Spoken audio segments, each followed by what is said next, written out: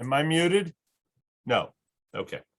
So in the late 1860s and in the 1870s, following the war, it's a period in Jewish tradition of confident optimism. There's a small Jewish population in the United States that's growing in size and prominence following the war. And what you've got is the immigration that had happened prior to the war, in the 2 decades prior, has now established themselves securely. They have found their way into society.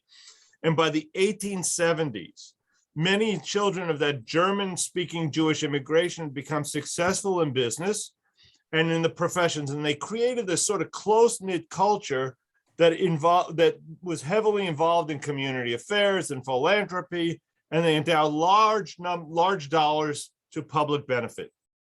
You had social organizations developing. They were offering ways to raise money and have fun while doing it. And so by 1861 in New York, you had an annual Purim Ball, which became the height of the social calendar and a major fundraiser as well. This is as early as 1861, and it reflects, as I said, the German population. You have numerous congregations from New York to San Francisco that are building massive new synagogues in the post-Civil War era. And unlike earlier synagogues, who really tried to hide any distinctive Jewish markings, these were being made public. Jews were announcing their presence in society, and it was proclaiming loudly, this is a Jewish place. It's a Jewish place of worship.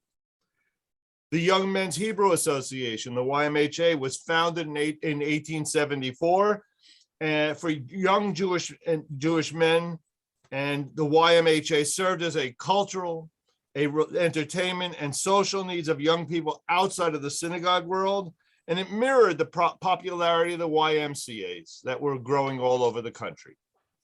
Rabbis actually welcomed all these different groups because they saw them as educational vehicles that supported the dissemination of Jewish culture and Jewish thought. The other advantage to the YMHAs was that they were not affiliated with any specific branch of Judaism, and therefore it allowed young Jewish men of all different backgrounds to come onto somewhat essentially was neutral ground. In 1887, there was an editorial in a newspaper that stated that the YMHAs said the following: must supplement the pulpit, cooperate with it, and vigorously strive not only to Judaicize the Jew, but to Americanize the Jew. All right. And it's interesting because today, if you looked at what's happened, those YMHAs have turned into JCCs. In a sense, the charge would be the opposite. It's not just to Americanize the Jew, it's also to Judaicize the Jew. It's the reverse of what their goals were 100 years ago. All right. Okay, so you have a sense of what's going on immediately after the war. As Jews grow in number, and there's certain hints here that are kind of scary for modern days, and I'll kind of bring that through as we go. As Jews grow in numbers and prominence in America following the Civil War, with it comes age-old stereotypes and hatreds that flare up, and it's primarily brought at that point because it's not the Americans who lived in the society at the time, but along with Jewish immigrants, you have a lot of Christian immigrants coming from all over Europe, and they are bringing with them the anti-Semitism that they had experienced in Europe. And so now you have deep-seated anti-Jewish feelings that are entering the country. Jews have made themselves evident by their synagogues, etc., and are now more exposed.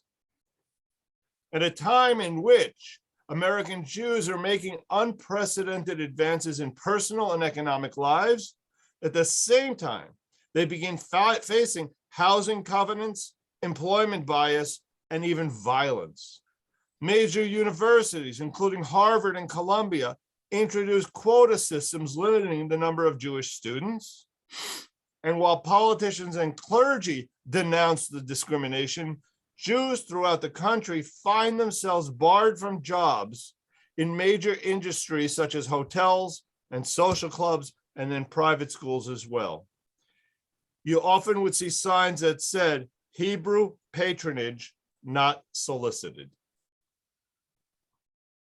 It parallels the signs, for blacks as well. Jews not welcomed here is really the message. Despite all this, it's still a time of major Jewish accomplishments in America.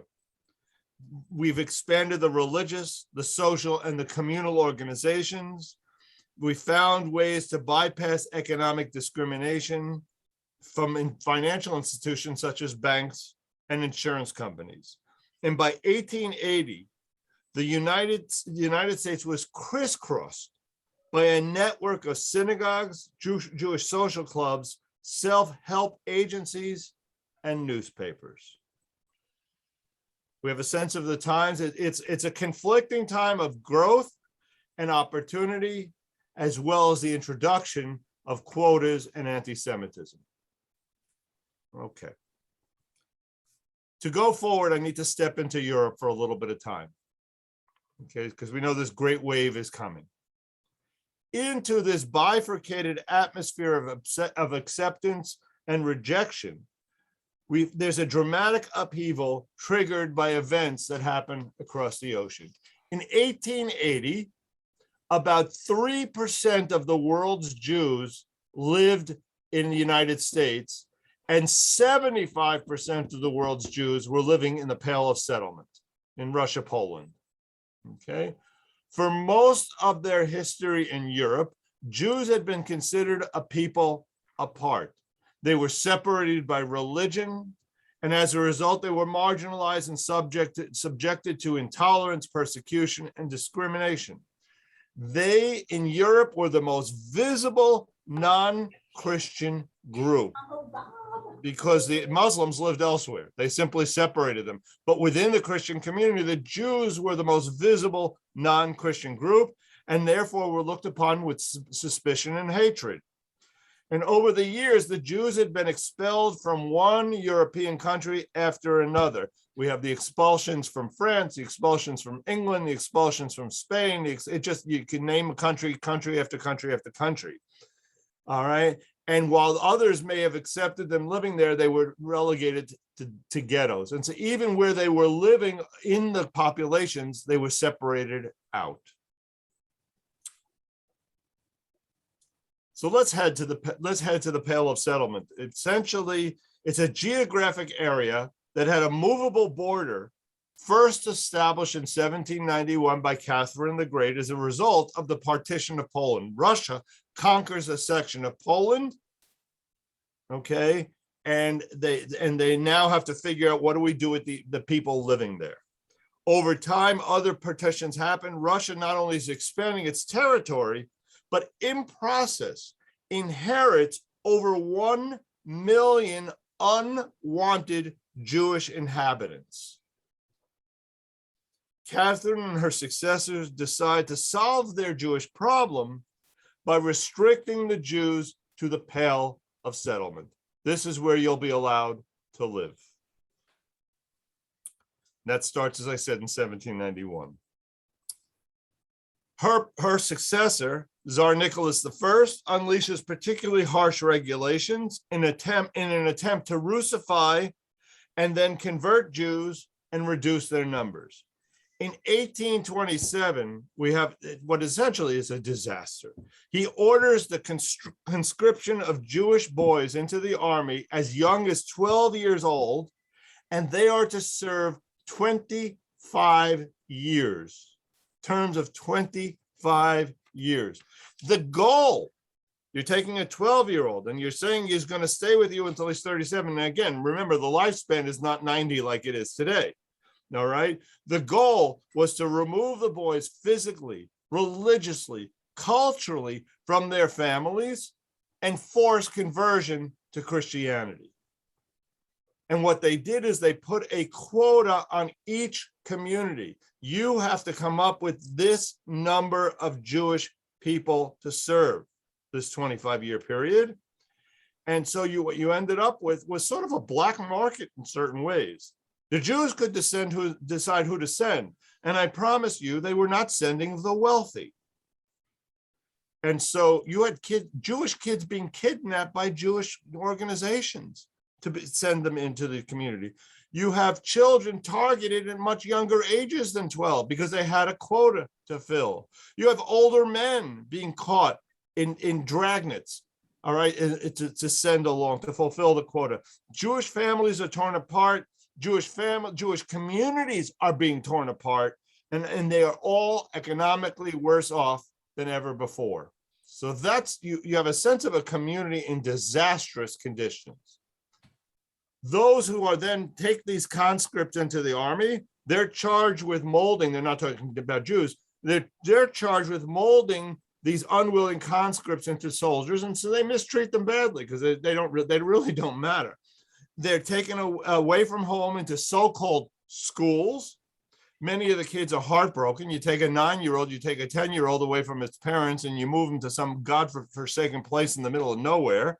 All right, they're heartbroken. They're physically and emotionally assaulted, and many of them don't survive. Those who did survive faced long years of deprivation and hardship, and synagogues were filled in the communities with the sound of a melancholy reading of Kaddish for one child after another who had been removed and died during this period. All right, let's go on. Alexander II. Alexander II follows up, and he provides some hint of hope to the downtrodden Jews. He institutes reforms that eases the lives of the Russians and displays leniency to some extent in the treatment of Jews. Don't get a picture of America. That's not what we're talking about here, but a relative leniency. He minimizes the length of the military service. He abolishes the schools of conversion, and he permits some merchants and scholars and artisans to reside outside of the Pale of Settlement. That's the reform. This is not American Jews living a lovely life.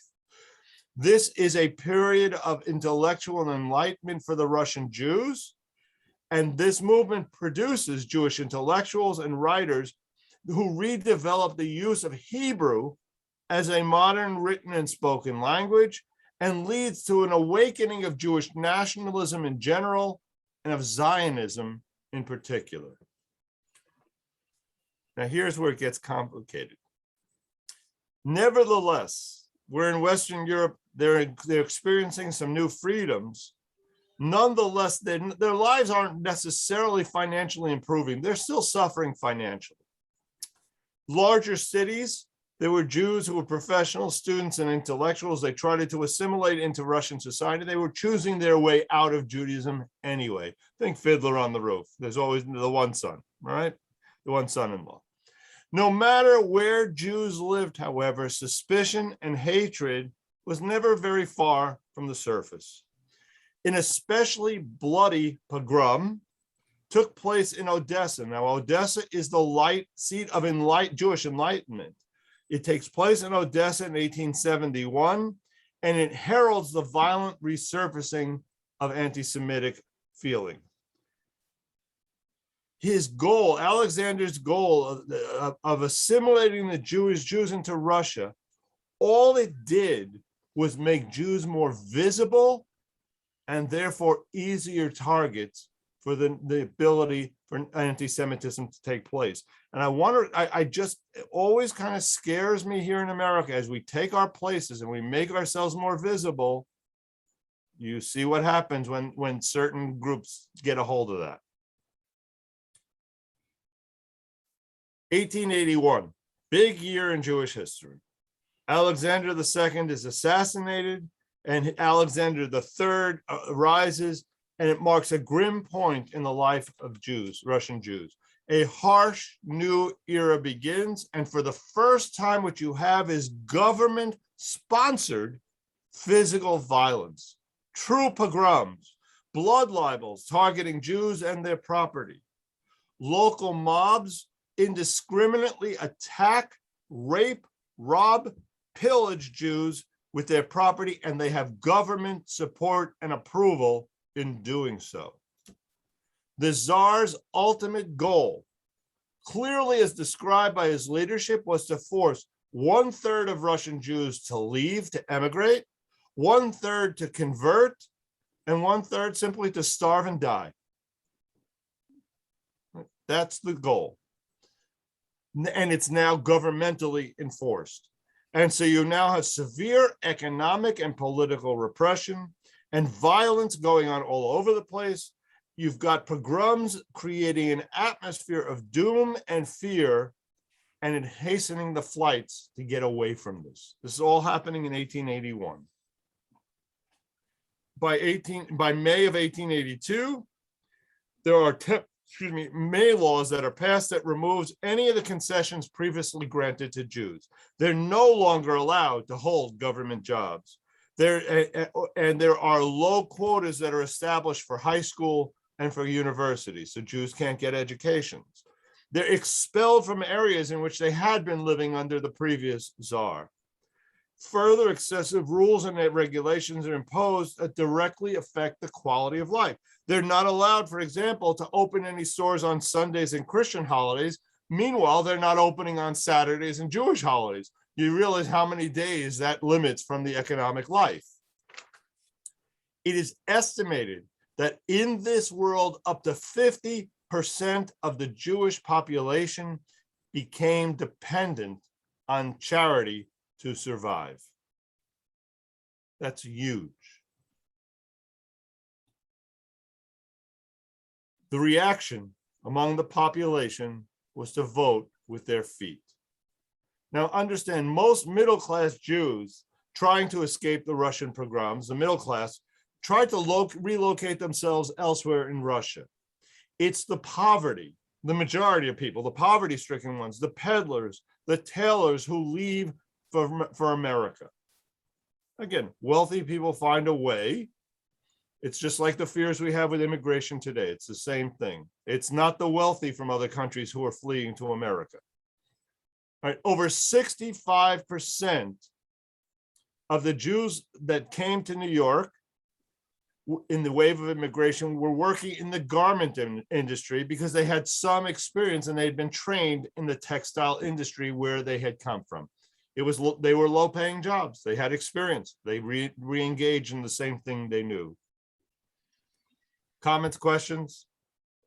Because I know as we go through this, all of us are going to have this compulsion to tell a story because we all have grandparents who went through this. Yes, Eric, I see your hand. Yeah, one thing I hadn't realized, but they came to America in part because they had nowhere to go in Europe. Right. Nobody would take them in Europe. That's correct. England had expelled them. Spain's expulsion didn't end officially until 1949. I mean, it doesn't mean there weren't Jews who were returning, but as a national policy, it wasn't ended until 49. France, there really were no places for Jews to go. It was Israel. There were, and again, Israel wasn't exactly a welcoming and open society. It was a very difficult life surrounded by people who didn't want you there. All right, we're talking about the 1800s now. Historians have historically divided the American Jewish immigration experience from 1654 to 1924 into three periods. You have the Sephardic group. That's the one that came over on the boat, and the first group that came here to America. You then have the early 1800s and the German population coming here. And then in 1881 and on, this massive movement beginning from Russia. Between 1881 and the outbreak of World War I in 1914, nearly 2 million freely abandoned their homes to seek new lives in Europe, Palestine, and primarily America. Just to give you a sense of how dominant it was, the immigration of Jews was from Russia versus elsewhere, the Russian Jews constituted maybe 5% of the Russian population, but 50% of immigrants coming to America. Okay. It was enormous. So those are the numbers. Let's talk about the experience of getting here. At first, in order to get on a boat. To embark on a boat, they were examined by a physician. Now, this was not let's check and make sure we like their health and everybody's doing well and we care about our people who are leaving. This is about the steamship's company's profits. Immigrants, they knew that if you had a contagious disease, you weren't going to be taken into America, and so they weren't going to get their money.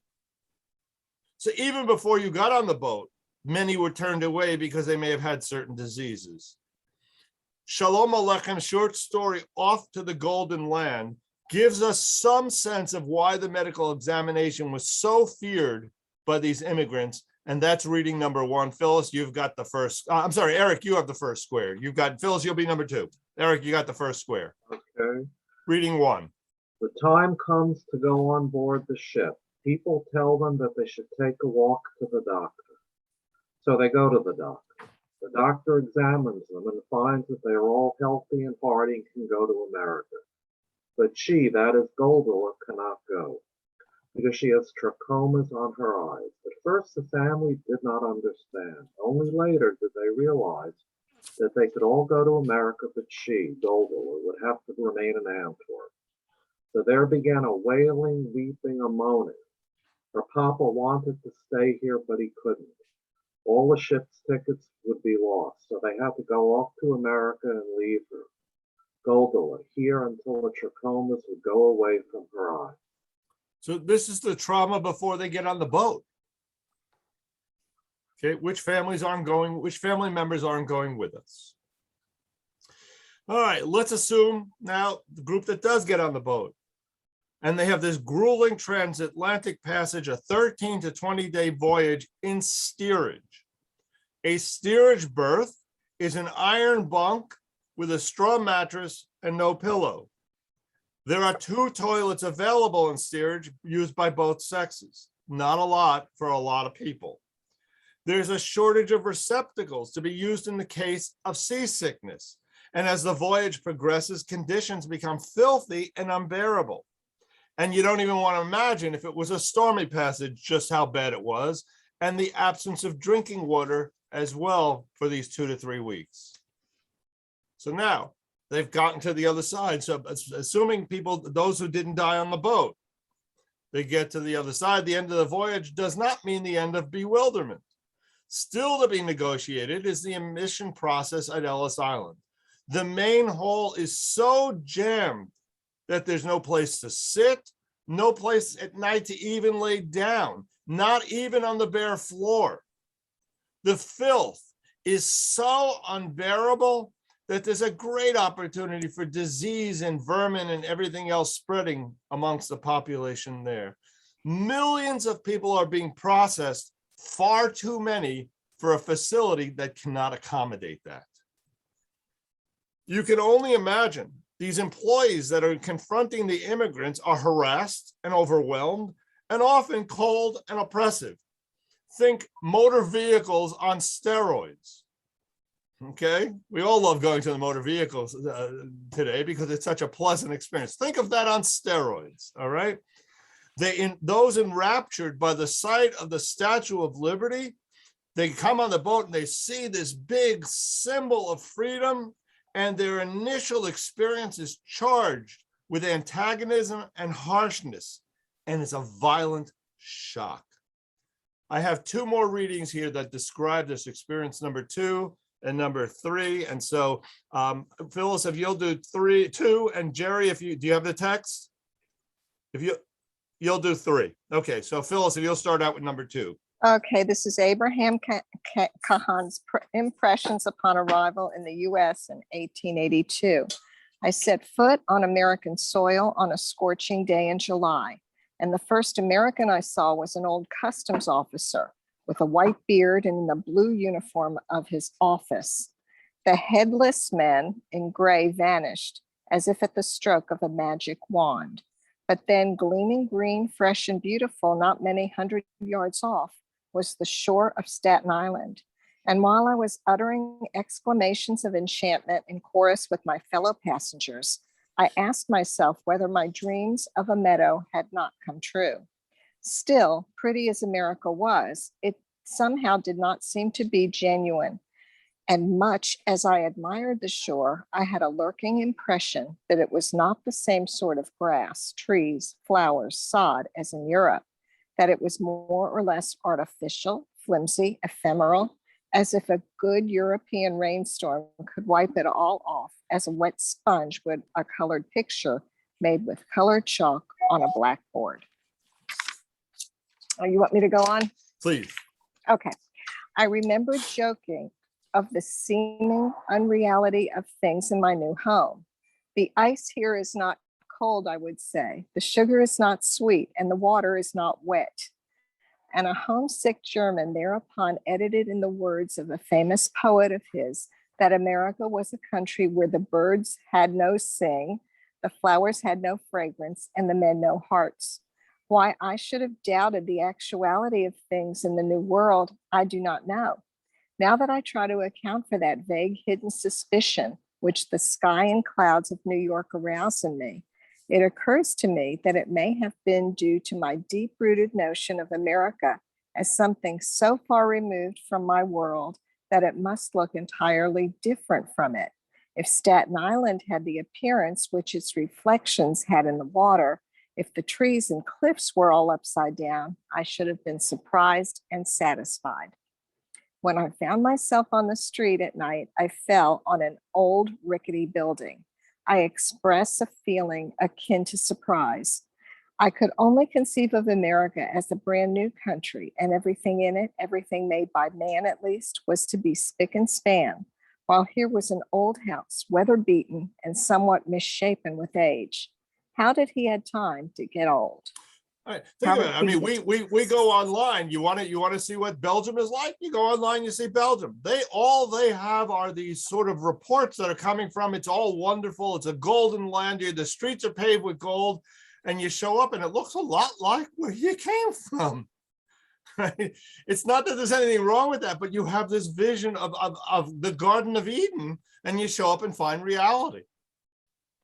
It's not an uncommon perspective of people who made these kinds of trips and emigrated. It's a common report in psychological studies. All right, Lower East Side, Jerry.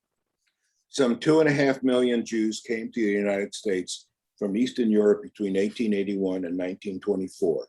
For most of those who arrived after 1892, their first stop was Ellis Island, a tiny islet between Manhattan and Staten Island. Though Ellis Island should logically have been remembered with great affection, it was the scene, unfortunately, of many horrendous tragedies. The health of the immigrants was examined there, and anyone who was found to have a certain eye disorder or a communicable disease was sent back to Europe. When a person was declared to be diseased, the other family members had to make an agonizing choice to return to Europe or send the person back alone. Immigrants would sometimes refuse admittance for reasons other than health. In one noted case, Ellis Island officials reported an arriving Russian Jew on the grounds that he was a murderer. In actuality, the man had killed a person who had murdered members of his family during a pogrom. The Ellis Island officials were not impressed with the explanation and sent the man back to face Tsarist justice. A famous Yiddish poem memorialized the modern man estimate of American justice. They have a Statue of Liberty, but people with hearts of stone. Fortunately, the overwhelming majority of Jews and other immigrants as well made it through Ellis Island or admitted to the United States. The first stopping place for most Jews was Manhattan Lower East Side. At one time, this area became the most densely populated neighborhood in the country. Apartments were small and families were large. It was not uncommon for 7 or 8 people to live in a 3-room apartment. In addition, before the rise of the unions, people often did piecework at home, particularly if they worked for clothing companies. The East Side was the center of an active Jewish cultural and religious life with a vibrant Yiddish theater and hundreds of tiny synagogues that were often named for the Schmalz, Stetlock, and Russia, Poland, from which most of the congregants came. hundreds of organizations sprang up consisting of people from the same town in Europe. Any thoughts? Well, just as an aside, my mother of blessed memory says that when she was 5 years old going to Ellis Island with her family, she had red eyes and was not allowed to leave Ellis Island with her parents, who had to come back the next day to pick her up with her eyes cleared because she was being held behind. So it was a 5-year-old, just like Godola here, who left behind, but of course not in a foreign country at this, well, not in the old country where everybody else left. Right, But all she by was herself. By basically. herself. Yep. Yeah, and I'm sure that wasn't reported in the news the way we would see Well, it today. yes, that's correct. Right. So despite all these challenges, in certain ways, the economic and the social status of Jewish immigrants coming to America was better than non-Jewish immigrants. Hard to believe. First, the Jews were better prepared to rise quickly in America, and in a world that was quickly changing from a largely agricultural society to one in which most of the population was living in cities. So Jews who had not been able to own land were not necessarily tied to the agricultural world. And so when they came here, they were better prepared for a non-agricultural society. Their skills were peddlers, their skills were middlemen, and it fit into what they found here in America. The era of Jewish immigration was also characterized by the rise of agencies to help them through this process. Again, Jews had been expelled from one country after another. We learned how to do expulsion. Unfortunately, we were better gifted at it. We knew how to do it. All right. It's, sometimes I'll sit with a family. I sat with a family recently and they said to me, yeah, this is our 5th death in the family in the last 2 years. We know how to do this. There are certain things you shouldn't be so blessed. Right? We knew how to do expulsion, unfortunately. And you have immigrant aid organizations such as the Hebrew Immigrant Aid Society, the United Hebrew Charities, that were set up as a result, knowing what the needs would be. All right. And so that helped out a lot. These organizations worked tirelessly and went to great pains to achieve 3 outcomes. 1, to support local organizations that took care of the poor Jewish communities. So it's extending of money. 2, to diffuse the tensions between the assimilated Jews, the previous generations, and the newly transplanted Russian Jews. So 1 is finance, 2 is tensions, and 3 is to advance political issues as well. Again, this is an advantage, unfortunately, of being expelled so many times. We know what to expect. Jewish relief agencies ultimately formed a central committee to watch over the welfare of the refugees, organized their immigration, aided in the purchase of steamship tickets, and assisted with legal entry. They opened a refuge and labor bureau on Ward's Island to house newcomers and to help them find employment and housing. They provided translation services, guiding immigrants through the medical screening process and lending needy Jews money for landing fees. And possibly the single most important function was to help locate family and friends of recent Jewish immigrants in order to keep these people from becoming a part of the public trust, to keeping them off the charity rolls. It included, by the way, providing railroad tickets. You have a family member who's living in Houston. I don't know how many Jews were in Houston at the time, but I'm using that as an example. How do you get from New York where you land? All right, you have no money. They provided railroad tickets to get people wherever they needed to go. And so you can see how the Jews had an advantage, unfortunately, because they were experienced at resettlement. The work was overwhelming. And as a result, in 1883, many of these organizations, 2 years into the process, simply folded from being overwhelmed. As newcomers gravitated towards New York City's Lower East Side, what they would do is they'd settle near others from their own village or region in Russia from where they came. It was not uncommon for Russian Jews newly transplanted in America to try and recreate the village from which they came. And in early days, what they would get is a map of the area, which would indicate there are specific blocks. On this block is where you can find most of the Hungarians. Over here, you can find the Poles. Here, you might find somebody from Minsk. Here, you might find somebody from Kovno. I know my mom moved up to Albany, and I heard for years about the Kolchiners.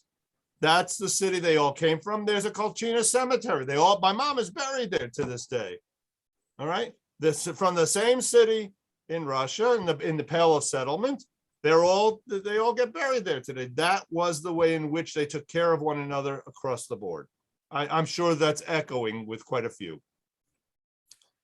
As this flood of new arrivals, however, reaches a crescendo, those artificial borders by streets, etc., evaporate. And the entire Lower East Side ultimately becomes a melting pot of Jews in which Yiddish is predominant, but there are Polish, Russian, and Hungarian accents that intermingle. All right. The majority of people that are getting jobs there are working as tailors, cloak makers, and in related garment industry. My great-grandfather was a tailor. It's just that's what you did. Wherever you went, however, wherever you settled, whatever your religious differences may have been, Yiddish was the great uniter. Some were Orthodox, others were secular, some embraced Haskalah, Enlightenment, others were Zionistic, but at the end of the day, Yiddish is what enabled them to function together as a community. And we're going to do some work on that. I think it's in the next week on that whole influence and how it portrays in the larger community. Between 1881 and 1890, the first 9 years after Russia, 3.7% of all immigrants to the United States were Jews. By the first decade of the 20th century, that number jumped to 10% of all immigrants were Jews. The Jewish exodus from Russia, unlike other migrations of the time, was a movement of families. All right. They came to America to stay. They weren't sending money back. They had no reason to return. Eastern Europeans only numbered 10% of the Jewish population in 1980. And by 1906, it's estimated that 75% of American Jews were Eastern European. In 26 years, the Eastern European percentage of Jews here went from 10 to 75%. That will change the nature of a community. Think of Israel just a few years ago in the late 20th century, having to absorb 1 million Russians who come there. There's 4 million Jews, 3 to 4 million Jews in Israel at the time, and suddenly they're getting 25% new population into their midst. Now compare that, and it changed the culture greatly. Now compare that to the fact it went from 10 to 75% here in America, and you can only imagine what the cultural influences were and how difficult it was. Most newcomers settle close by their arrival sites in New York as the busiest port and accounts for the largest numbers. By 1895, the New York Times reported that the Lower East Side was more densely populated than Bombay, India. Earlier Jewish settlers from Eastern Europe had gravitated there. They created a Jewish milieu into which people they were attracted and found comfortable.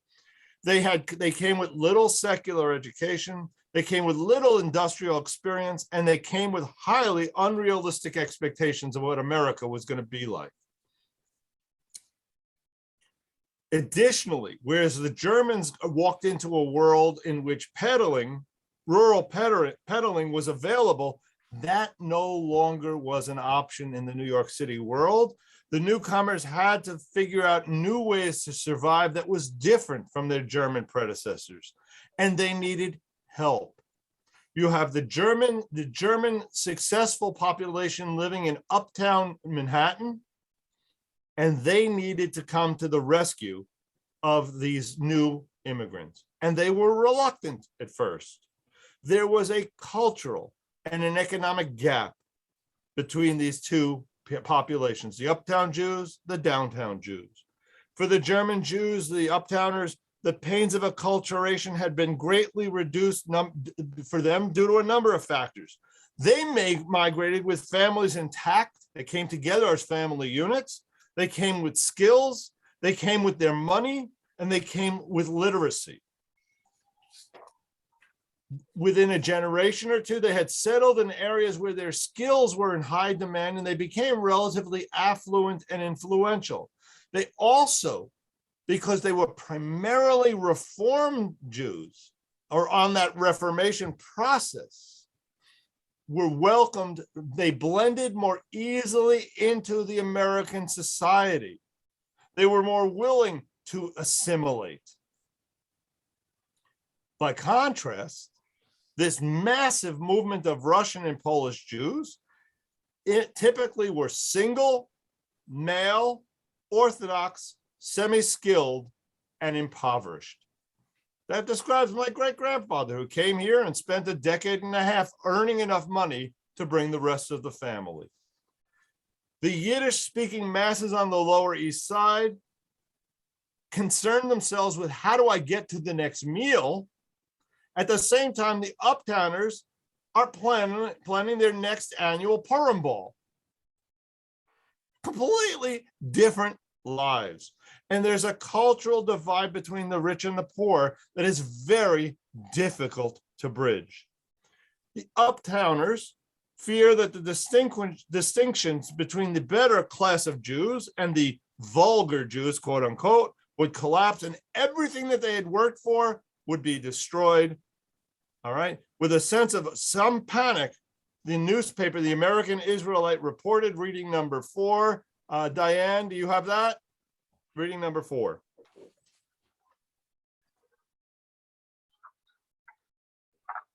These newcomers must be turned into useful Americans, or they will upset our position in the community. The thoroughly acclimated American Jew has no religious, social, or intellectual sympathies with them.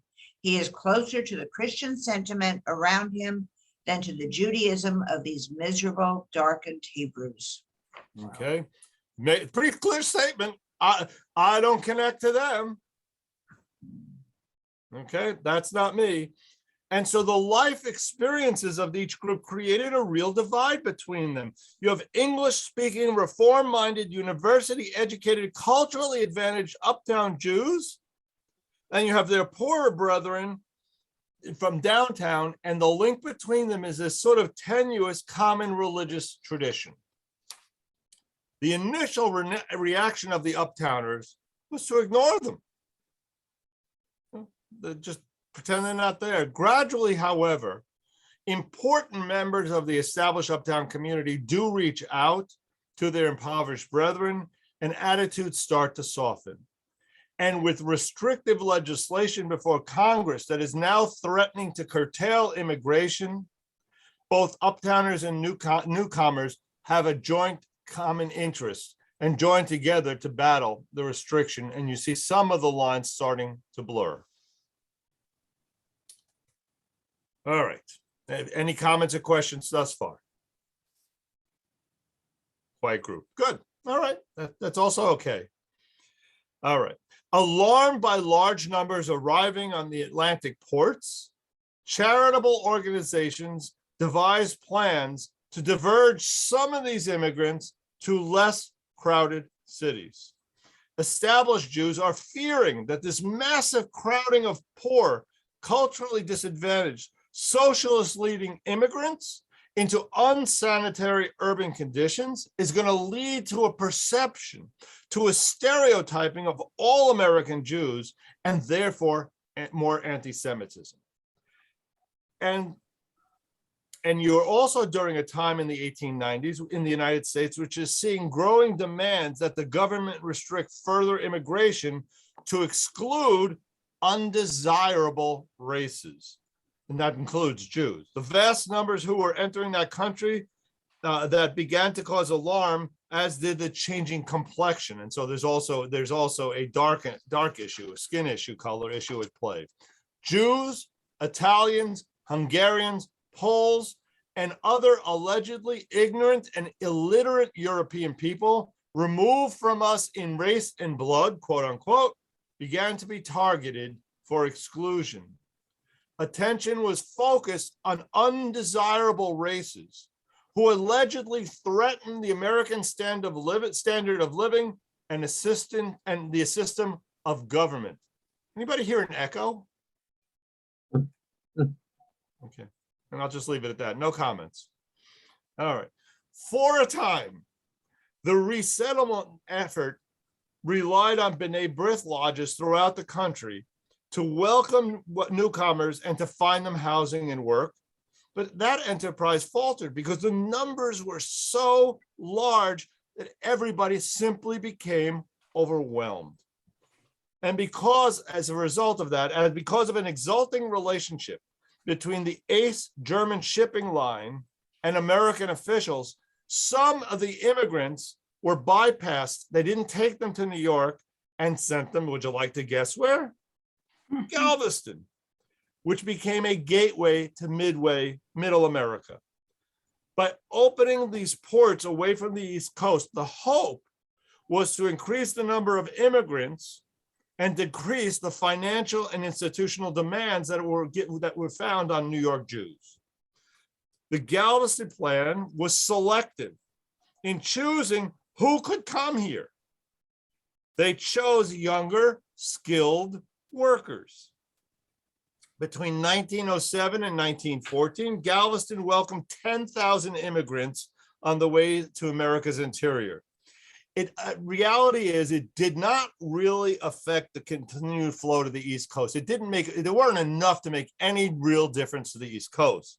But what it does do is foster a Jewish presence in the southern and central part of the country. All right. Just finish up this today with reading number 5. Marcia, did you read? No, I'll read Okay, now. you've got the next one. There you go. Okay. The ways of Jewish immigrants who poured into America from Eastern Europe starting in the 1880s almost all opted to live in the large cities on the East Coast. As the number of these immigrants escalated sharply in the early 1900s, many of Americans' German Jewish leaders, along with some Jews who had recently come from Eastern Europe, concluded that the newcomer should be encouraged to move to less populated parts of the US. The New York job market was overcrowded, and these native Jews feared that the new immigrants would either become unemployed or would work for cheap wages and cause other workers to become unemployed. The latter concern in particular set off fears that the new Jewish migration might spawn anti-Semitism. In 1907, Jacob Schiff, the greatest Jewish philanthropist of the time, formulated a plan to encourage Jews to migrate to the port city of Galveston, Texas, and go from there to the American Midwest and West. Schiff calculated that a fund of $500,000, a very large sum at the time, would suffice to direct 20 to 25,000 Jews to Galveston. His plan took into account all relevant factors, save one. Few Russian Jews had any desire to live in Galveston or its environs. For the Russian Jews, going to America meant going to New York or one of the other major cities on the East Coast. Only there would they find a large and congenial Jewish population.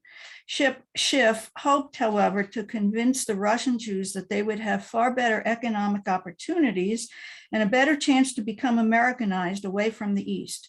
During the 8 years he promoted the plan, some 10,000 Jews went to Galveston. In retrospect, Schiff's reason was largely correct. Many rapidly acculturated and became affluent. Indeed, those Jews who migrated to Galveston and from there to southern cities became Americanized and sometimes assimilated much more rapidly than did their brothers and sisters on Hester Street and elsewhere on New York's Lower East Side. So what you've got here is people it's in a sense having a choice. You know, to come here means I might have a better economic opportunity, but if you think I'm going to find a kosher butcher, not a shot, right? And this is a population that's coming from Europe and is an Orthodox population in general. So it wasn't necessarily as alluring as one might think.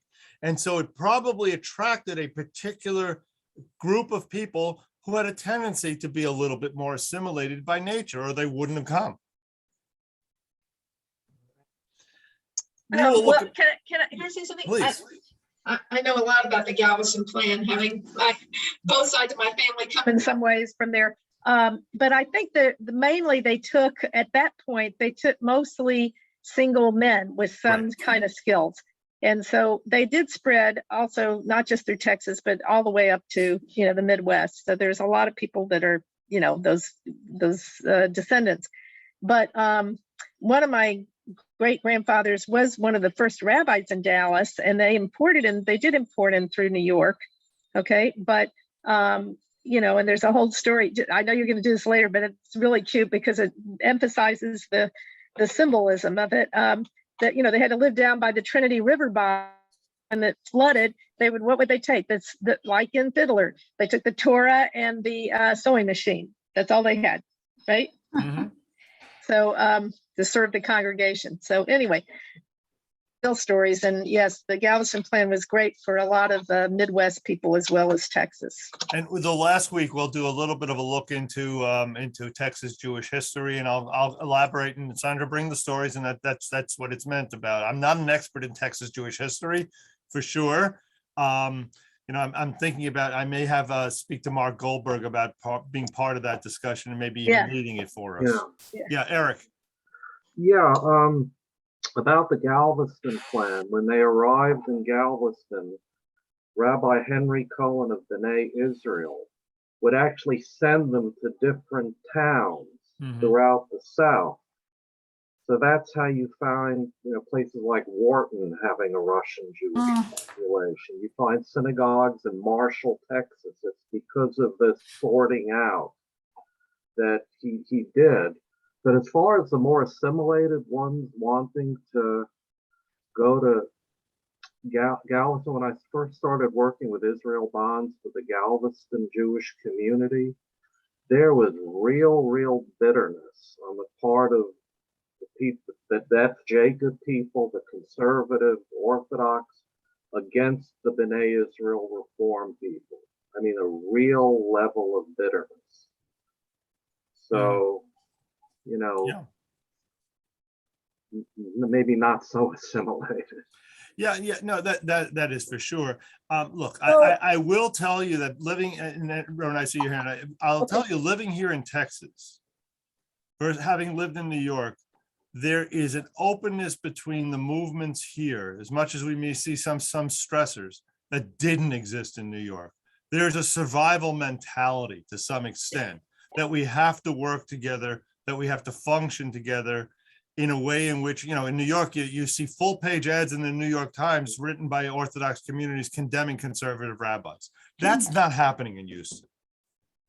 So there's a need to be more connected. Yes, Rona. I agree with that. Interestingly, I found out through Hillel Smith's research to my mother-in-law's family that they ended up in San Antonio, and they already had family in that area, in Luling, Texas, but they didn't come through Galveston, and neither did my father-in-law.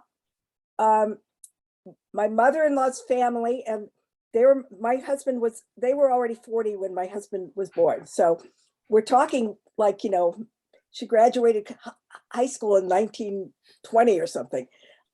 So we're talking about this time period. They ended up going through, maybe with one of those free train tickets, to St. Louis, where they apparently had family. They were in Brooklyn for a while, then they went to St. Louis, and then they ended up down in Texas with family.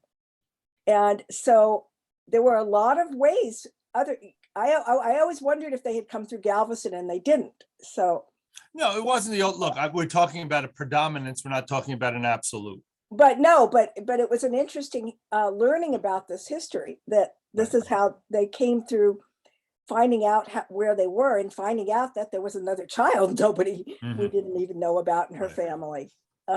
Yes, I think that But- it's very important when we do anything historical to understand we're talking trends.